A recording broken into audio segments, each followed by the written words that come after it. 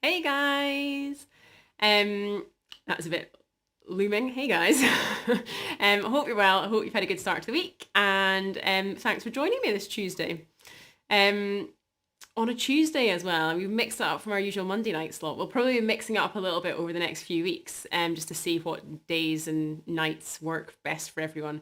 For those of you who join me live, I know a lot of you watch back, but it'd be good to know when it works for you. But so tonight we're live on Tuesday. Um, and yeah, thanks for joining me because I feel a bit laid bare tonight because I've turned around in my kitchen, but I don't have my comfort blanket of my chopping board in front of me, which I have to be honest makes me feel a little bit nervous. Yeah, I feel a little naked. So please say hello, chat to me in the comments. I'd love to know that you're there and that you are listening and watching because it's always nice to have a friendly face. But yeah, if you have, if you're tuning in, you'll know that tonight I'm planning to talk about the fact that I've been diagnosed as anemic. And I have to be honest, I was nervous about doing this live. I am a bit nervous about doing this live because, and I hate to use this word, I use this word far too often when I'm talking about myself, but I feel like a bit of a failure because I've dedicated the last 3 years of my life to demonstrating how easy it can be to eat a plant-based diet and live a plant-based lifestyle. And now that I've been diagnosed as anemic, I feel like I'm kind of I'm coming up against my own struggles, and we all do. And I suppose that is why I've had to swallow my ego a little bit and decided to come and do this live because we all have our own struggles with everything. But I suppose when it comes to diet, we were all on our own journey and we all have our own struggles. And when I posted about coming live and saying that I was anemic, a lot of you reached out to me and said, oh, me too, I actually struggle with that as well. So that just shows that actually it gave me a bit of like, yes, this is worth doing. So yeah, I'm glad to be live. And please do join me and chat to me. Hi, Jill, lovely to have you. You finally made it to one. Thanks so much. So yeah, today that's what I'm going to talk about. And I thought where best to start is how I realised I was low in iron, because I suppose that's actually kind of the first hurdle, isn't it? And so the reason I realised was because probably for about a good few months, I kind of hadn't really felt myself. And that's a really broad term. But I just hadn't felt myself. I often had kind of the wobbles, as I term it, and like I kind of got shaky. Or I got hangry, which I know is not a fairly normal thing, but I also was kind of just a bit kind of low energy, low mood, a bit anxious, and I just generally didn't feel myself. That's the best way to describe it. But so much so I decided to go to the doctor because things just didn't feel right. And that's why I got my bloods done. And they came back and showed that I was anemic, which I wasn't expecting at all. I had kind of considered getting my bloods done with a nutritionist, but only really because if you don't know if you saw live a few weeks ago with Cara Redpath Nutrition, we were kind of discussing nutrition and almost treating a nutritionist a bit more like you treat your eye health or your teeth health. You go to the optician, you go to your dentist for sort of 6 monthly checkups, but you don't do that for your nutrition. And nutrition is kind of the baseline of all of that. So I kind of was really sold myself on like, I'm actually going to go to a nutritionist and just kind of go for a checkup. But I hadn't got around to doing it. And the reason I found out I was anemic was because I went to the doctor because I was sort of not feeling right. Anyway, so when they said I was anemic, kind of quite a few things fell into place for me actually, because I was like, actually, I've had really heavy periods for the past kind of wee while. I have been feeling really sort of tired, low energy, kind of really fatigued. And the thing is, you can kind of, explain all these things away. And that's exactly what I was doing. So I was kind of like, well, weird periods, that's maybe just a sign of getting older. Feeling tired, who isn't tired? You're always busy. Getting the wobbles, I drink too much caffeine and, you sort of get a bit jittery afterwards. So I was explaining all these things away. But then when I was told I was low in iron, I was kind of like, yeah, a lot of that makes sense. Like, I'm not saying it's all down to that, but a lot of it made sense. So I was kind of like, okay, there we go. So be interested, anyone who's watching who's also struggled with their iron levels, be interesting to find out from you how you find out you were low in iron. So if anyone's watching and is sharing my struggle, please let me know. So yeah, the doctor put me on a course of iron tablets, which were quite high. And I think this is really common. If you're diagnosed as anemic, you get put on a high dose of iron tablets, which is like 210 milligram, and the recommended daily allowance is 20 milligrams. So it seems like an awful lot. So I was kind of in two minds about them, because not only that seems like an awful lot of iron and do I need that much, but it kind of makes you constipated as well, so, which I'm not sure if that's very good for my gut health. So kind of was like, I'm not really sure. But anyway, doctor's orders, I'm taking them. And we'll see what happens at the end of that. But basically I'm using this, and it's only for a few months that I'm taking them, but I'm using this few months to kind of sort myself out, really, so that after I come off of this course of iron tablets, that I kind of feel confident that actually I'm doing the right things in myself, and I'm confident that what I'm doing is gonna keep my iron levels in a good place.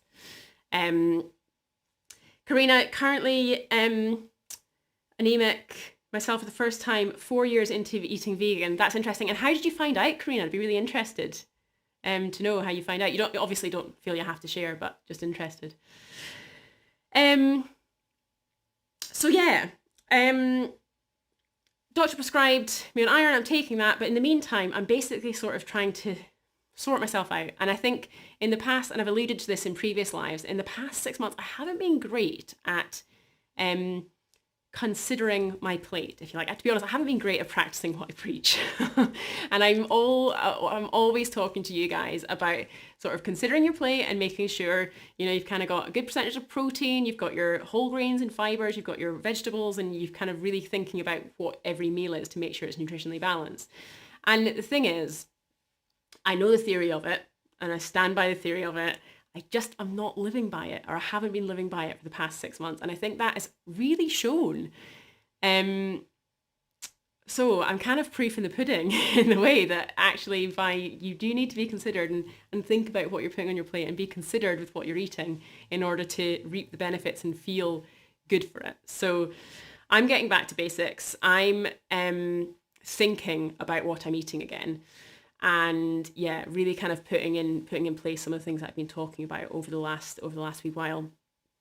But when I thought about it in terms of, am I getting enough iron rich foods, I was kind of like, yeah, which is why I didn't expect to be diagnosed as anemic at all. Because so in terms of plant-based foods, ones that have got a good amount of iron in them is like obviously your spinach, Popeye spinach. So like your dark leafy greens, so spinach, kale, also like chickpeas, beans, tofu, lentils, also some nuts and seeds. So like cashew nuts are quite good, chia seeds, pumpkin seeds, hemp seeds, and also like some dried fruits like apricots, figs, raisins. These sorts of things are all pretty good in terms of being decent sources of iron as well. Like obviously there's some have got more than others and all the rest of it, but they're all quite good in terms of plant-based sources of iron. And yeah, maybe I haven't been getting as much seeds and nuts in my diet lately, but overall, like in terms of the basics, the spinach, the chickpeas, the beans, all that sort of stuff, I that's basically my diet. So I'm like, I eat a lot of iron. But there's two key things to be aware of with iron. It's not just about, and I think this is where a lot of people fall down from, and I'm just going to say now, like, I'm not here to preach to you to tell you the way to fix your iron problems or anything. I'm talking from my own experience. I'm not a nutritionist. So,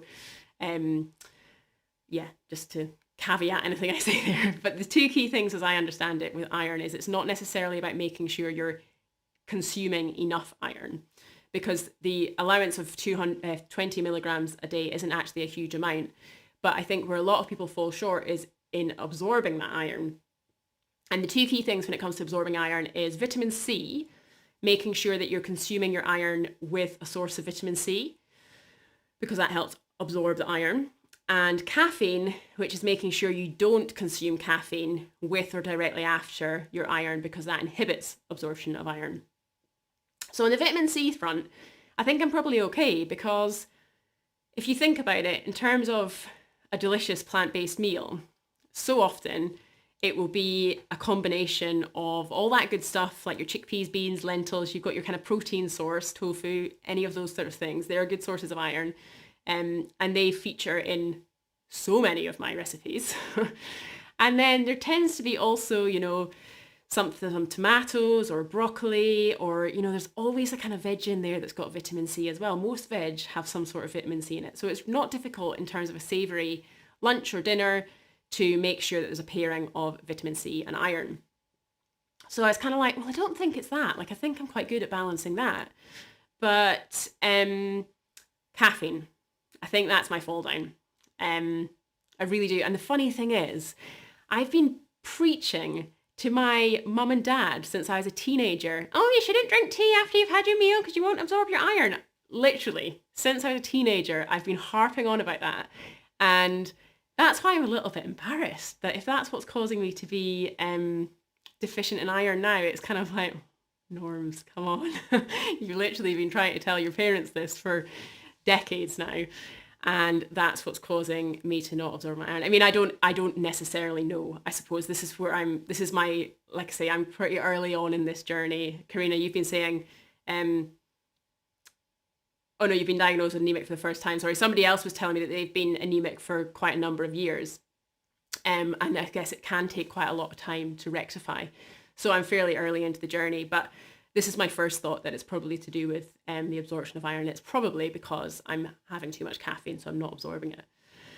So the big change for me, which isn't groundbreaking, but it's what I'm doing right now, and I'll be interesting to see, like I say, once I come off this course of iron tablets, it'll be interesting to see if this really helps and keeps my iron levels at a good level after I've come off of this, is that I've changed up my mornings. So if you follow me, you'll know I love porridge. I absolutely love a bowl of porridge. My favourite breakfast to start the day is banana cinnamon porridge.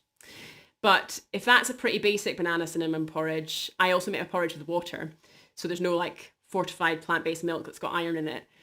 So there's not really much iron in that because it's just porridge oats, banana, cinnamon. There's not much in that in terms of iron.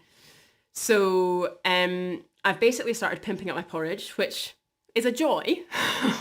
I'm adding some seeds. So there's all as a standard now.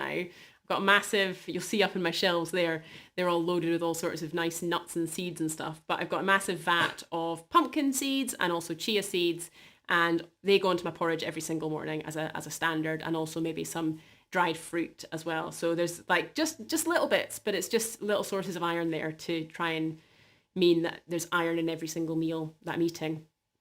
Again, I used to be much better at making sure there was seeds and nuts and stuff in my diet, but that's probably something that's slipped in the past 6 months when I haven't been meal planning, because I'm much more kind of grab and go. And like, my diet doesn't sound bad on the face of things. Like, there's a lot of bread and hummus and salads and stuff, and it's not inherently a bad diet, but it's just not necessarily very considered. So I'm not necessarily getting all the sources of nutrients that I need. So yeah, I've been pimping my porridge with some iron, which is a delight.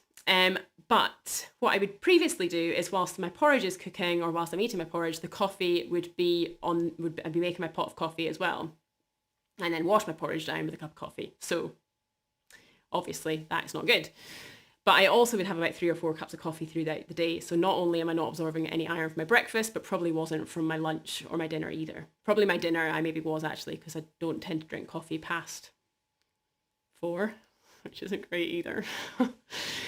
So I'm reducing the amount of coffee, and I'm making sure there's a gap between my breakfast and coffees, which is really quite nice, because now I'm having breakfast to start the day early in the morning, having a gap, and then making coffee at about 10 or something. So it actually is very good for a lot of reasons, but that's kind of my main change.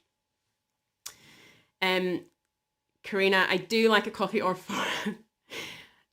Sounds so similar to me, Karina. I do like a coffee or 4 after my healthy chia porridge, fruit-filled spinach breakfast smoothie. So yeah, your breakfast sounds spot on, because I was about to say another good thing for breakfast is smoothies, because it's a great way to combine vitamin C with iron. So for example, a green smoothie, silken tofu is a really good thing to put in smoothies because it's got iron in it, but also makes a lovely creamy smoothie. So you can add that and a chunk of spinach, and then with some kiwi fruit or any other fruit in there that's got vitamin C, so mangoes, oranges, all that good stuff. And you can make a delicious smoothie that's got the best combination of vitamin C and iron. But yeah, maybe leave it a while before you have the coffee. I don't actually know if there's any, I don't know if any nutritionists watching or anyone knows, but it'd be really interesting if anyone knows what the actual gap is between consuming your iron and having caffeine? Like, how long should you leave it before it doesn't inhibit your absorption? I'm kind of working on the basis of about an hour, but I'm not sure if that's true or not. So I might do a bit of digging into that. But if anyone knows, please holler in the comments. It'd be good to know. So yeah, that's what I'm doing. And I mean, I can't tell you right now whether it's working or not, to be perfectly honest, because I'm currently on these iron pills from the doctor, but I feel good. And that could be because I'm taking these iron tablets, but I feel so much more on an even keel. And it's funny because it's reminded me, and I know this is ironic because I've sort of set my life out on the importance of meal planning and everything with New Norm, and that's what I'm all about. But I kind of had lost myself along the way a little bit with it, in that, not in terms of I'd lost any sort of belief in what I'm talking about, but personally, I had sort of lost my way with meal planning, and for the past 6 months or so, I haven't been practicing what I preach in that respect. So this has been a really good wake-up call for me to actually be like, actually, Norma, everything you're talking about is really important. And you're kind of demonstrating to yourself here that if you don't do this, and if you don't meal plan, and if you don't actually think about what you're eating and what you're putting on your plate, then this is what happens. You start feeling wobbly, you start feeling a bit strange, and you're not being your best self and yeah, really maximizing your health. And it's really funny because I remember when I first started New Norm and when I first started my plant-based journey, I used to describe the feeling of when I first went plant-based as having a sack of tatties lifted off my shoulders. And I kind of feel like that again, to be honest, like actually considering what I'm eating again and feeling good about what I'm eating and feeling like I'm actually nourishing myself again, after about a 6-month hiatus of just not being very careful with it.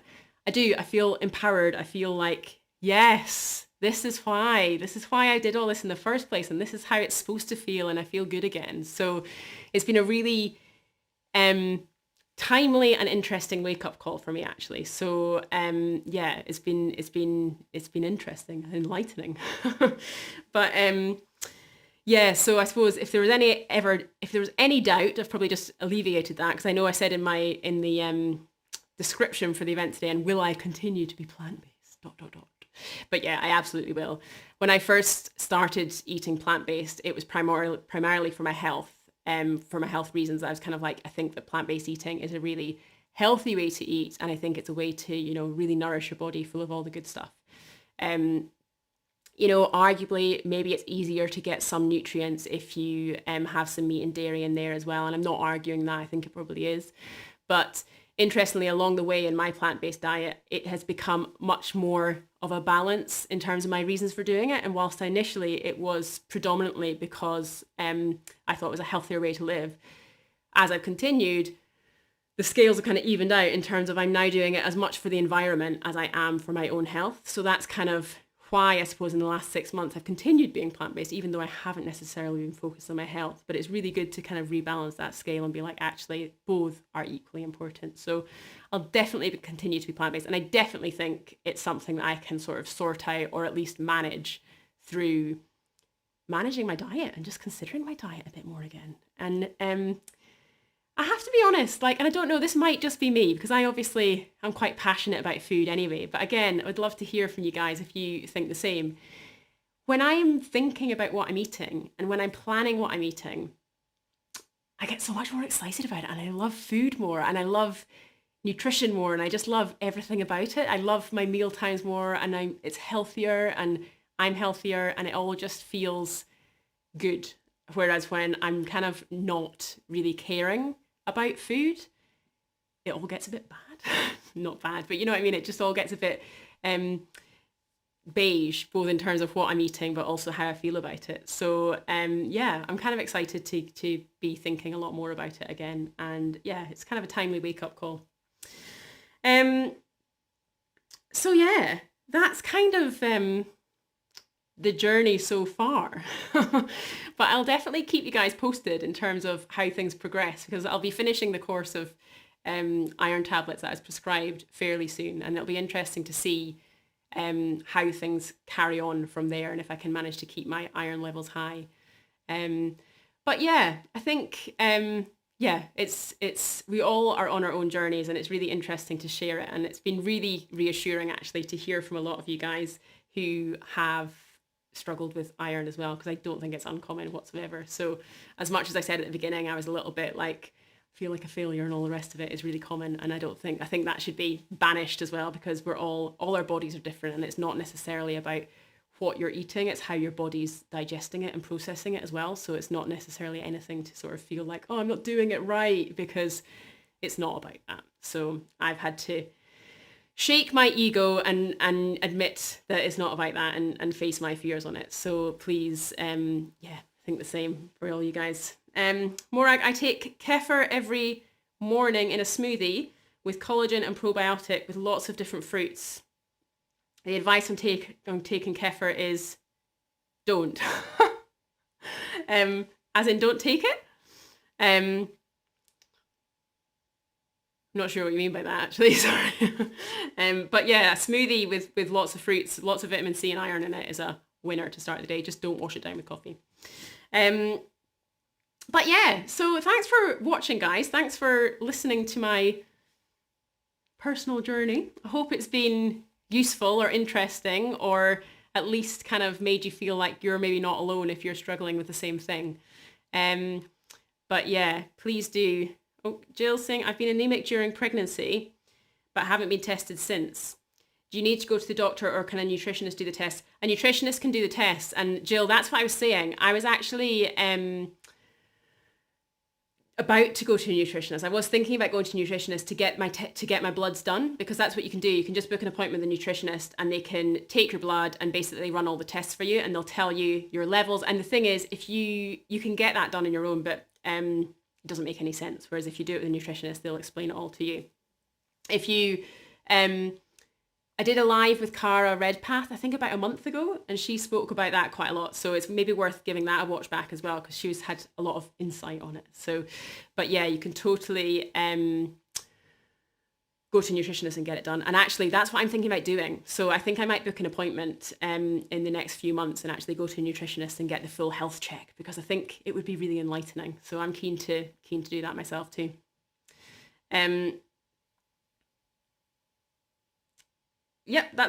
So that was Morag saying, so Morag saying she don't take coffee at the same time. Yeah, cool. Okay, thanks guys. Any other questions or any other comments whilst we're still on?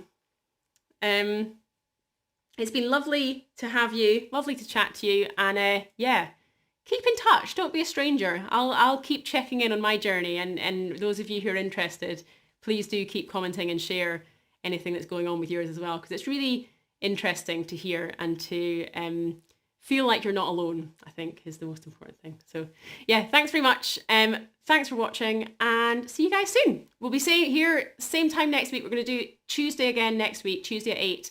But I will be cooking again. I have my comfort blanket back. I'll be cooking, and I'll be actually doing a bit of a cooking class next week, where I'm going to be showing you how to make some iron-rich meals. So basically putting into practice a lot of what I've spoken about today, and showing you how to make some of these meals that have a good balance of iron and vitamin C.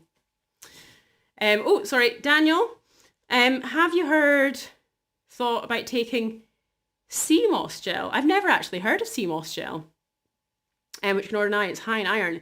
I haven't, Daniel, but I am planning to look into different natural supplements of iron, because once the prescription of iron tablets from the doctor is finished, I'm going to look into some natural iron supplements, because I think, given that I have been low in iron, it's probably likely that it would be good to have some sort of natural supplement. So I'll definitely look into that. Sea moss gel. Thanks for the tip.